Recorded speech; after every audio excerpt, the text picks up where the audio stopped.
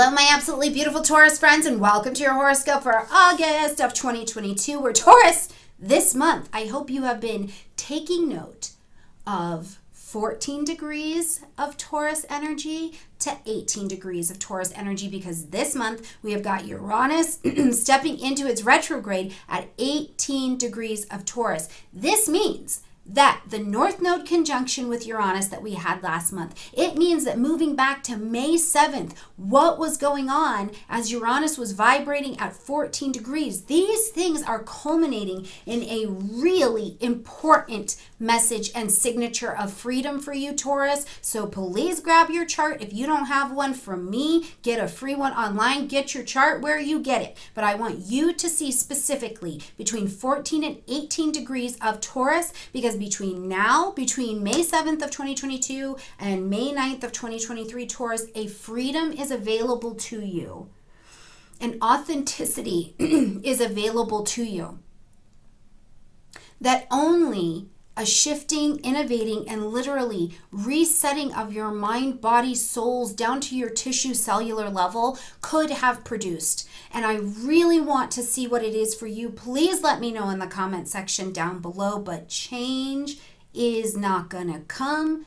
Change is here, Taurus, and I really want to see what you're doing with that. Now, also this month, Taurus, we've got planets moving into positions that are going to start to signal us to signatures that we need to pay attention to for later in the year as well. So let's jump in here, Taurus, and see what's going on this month. Right at the beginning of the month on the 4th, we've got Mercury moving into the energy of Virgo. Now, Taurus, this lights up for you your 5th house space. So when we're talking about the 5th house, we're talking about pleasure, joy, self-expression, children, romance, conception of things, whether that's conceiving a child, conceiving a business, conceiving a hobby, whatever it is, your fresh start, your conception is here under this beautiful Mercury in Virgo energy. Now, Mercury in Virgo is in domicile, so you have got a superpower at your fingertips right here at the beginning of the month. Not to mention, Virgo is incredibly organized, incredibly discerning, and more than that, the beauty of fellow earth sign Virgo is that Virgo wants to put out products,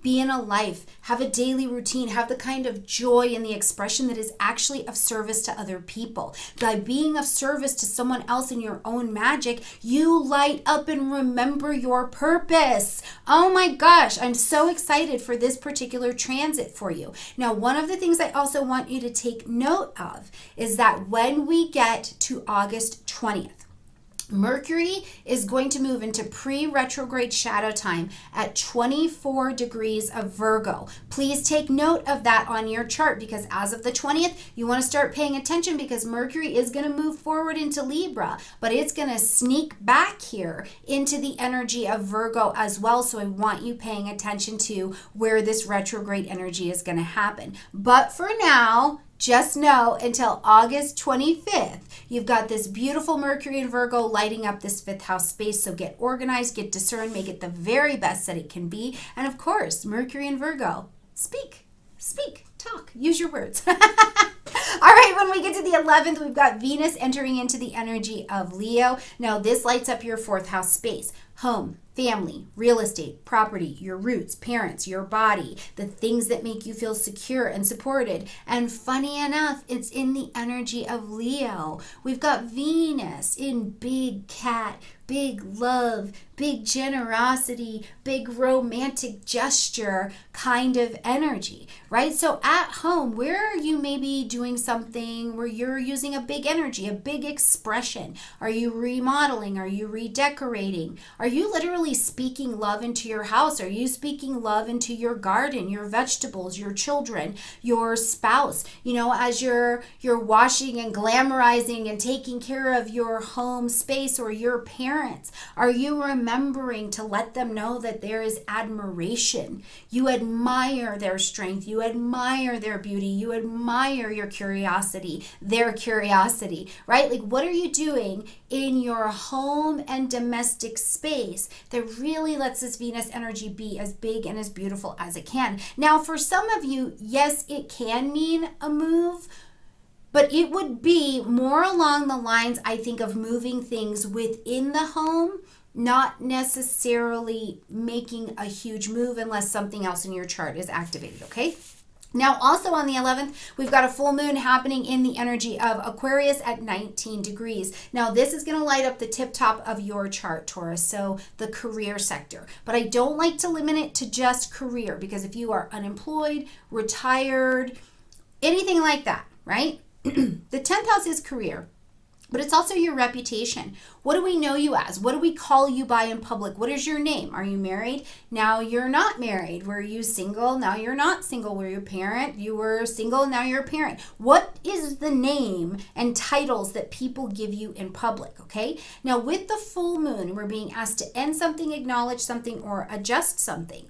This moon is in Aquarius. One of the ruling planets of Aquarius is in Aquarius, first of all. So we're pretty serious about what we're looking over with Saturn there. But then the other ruling planet of this particular moon is in your sign, okay? So it's very much so like an Aquarian gang up on Taurus. So it's saying innovate, surprise. We're going to see something different. Now, because we've also got this moon, of course, in contact with that Saturnian energy and squaring over into Uranus in your sign, this tells me that you and something in your career, something in your title are taking a shift. There's something that's not free, or something that is just not free in the sense that it needs an innovation. We need to look at it. And under all of that full moon light, the lights are on. You emotionally step into this energy. Step into this energy 2 or 3 days before and start looking at your career, your title, your reputation, what you're doing. What is your legacy that you're living?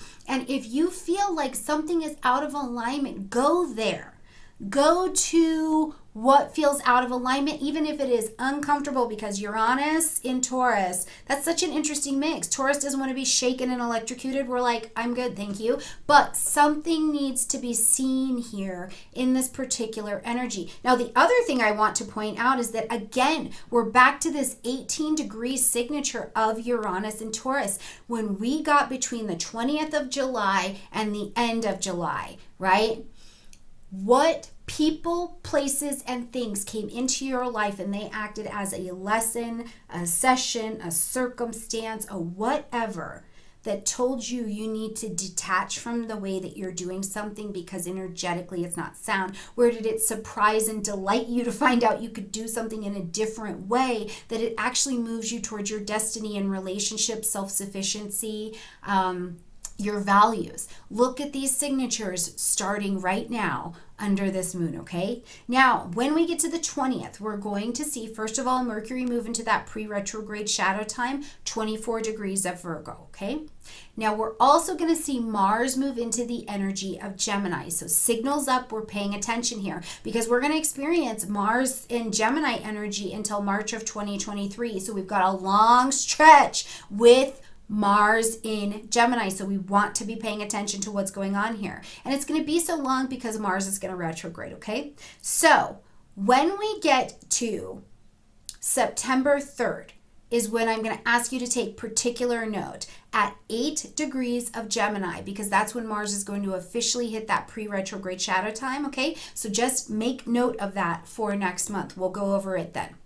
But now, on the 20th, as Mars moves into the energy of Gemini, this is busy. This is second house for you. You're having conversations about money. You're putting out content that helps you make money. You're using a creative skill or talent in some way that brings income or brings value. Even self-esteem counts as value into your life. But there's also a curiosity when Mars is in Gemini for you. You know, are you spending money because you're like, I am determined to learn this thing, Gemini. I am determined to go to this networking event. I am determined to gather this information, share this information, figure out how to transmit information. Whatever it is in your second house, you're going to see that the money area can get really, really busy. Now, the other thing that I think about personally, but I have a Capricorn South Node. What I think about when Mars is in Gemini for you is, what are your financial strategies?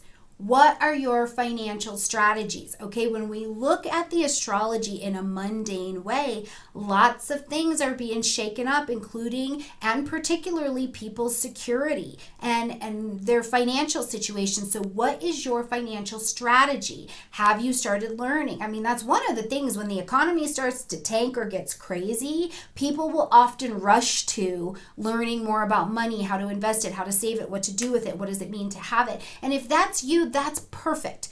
Get out there, learn more about how to advance and secure your financial strategies. This is a great energy for that. On the 22nd, we now have the sun in the energy of Virgo, where that beautiful traveling Mercury is at well. But the sun brings light, heat, life, and vitality. So you're motivated in this 5th house area. So one of the things I bring up first is joy and pleasure. Are you actively taking part in joy and pleasure? Are you actively launching out a product, a service, a talent, an art? Are your children doing something, going on their adventure? You know, it's Virgo energy. Are you helping them? This is August. Are you helping them go through the school supply list and we're starting to get back into the swing of things, or we're getting ready to get into the swing of things, so things are getting organized? Whatever this looks like for you in your life, just know that you've got the beaming sun, that beautiful Mercury energy, and at the end of the month, we'll have a new moon here as well to help this process along.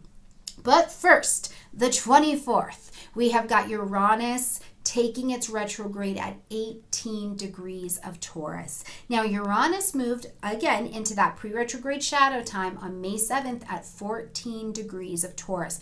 What was happening in your life? May 7th, where were you? What was going on? Please take note of that, okay? Then we're in the retrograde here on the 24th. We're going to come out of the retrograde January 22nd, and then we will end that full cycle on May 9th of 2023. So we've got several months to be working with this. But Uranus, when it goes retrograde, what it's pulling our attention back to is that 14 to 18 degrees of what do I still need to do to bring freedom, to bring innovation? Where is there still defiant rebellion in my life that is not actually serving me, that actually needs to look more like revolution instead of rebellion, right? Where is there a sense of freedom that is still coming to my table?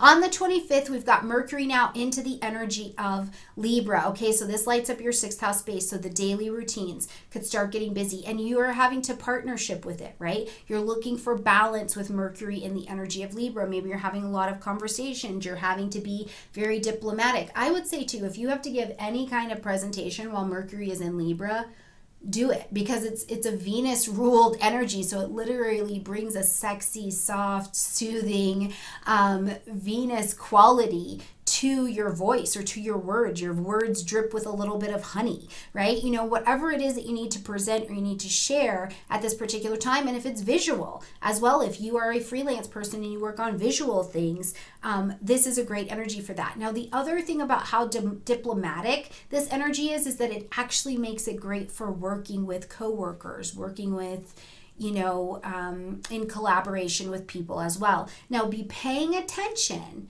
because again, we saw Mercury move into that pre-retrograde shadow energy, and now it's going to be getting ready September 9th to take its retrograde in the energy of Libra and creep back just a little bit into that Virgo energy, okay? As we close out this month on the 27th, now we've got a new moon happening in the energy of Virgo at 4 degrees. So you're planting your seeds of intention to begin something new, to begin a new product, a new service, a new joy, a new genuine self-expression, a new adventure for your children. Some level of discernment has come to the table, the health and the welfare of your life. I also think that Virgo is a let's get it done, be the very best commitment earth sign kind of energy. So perhaps you are even committing to this new journey at this particular time. Whatever it is that you need, plant your seeds of intention here at the new moon, where we plant in the dark. And also, I offer to you to thank the universe as you plant your seeds of intention. Thank you for already having a solution for everything that I'm asking for, and letting me know and be consciously aware that I'm already taken care of. All right, my beautiful Taurus friends, I hope you have a gorgeous month. I look forward to seeing you around here on YouTube. And please let me know in the comment section down below, 14 to 18 degrees of Taurus, what's been going on for you in your life? What are these freedom changes that are calling to you? All right, Taurus friends, I love you. I'll see you next month.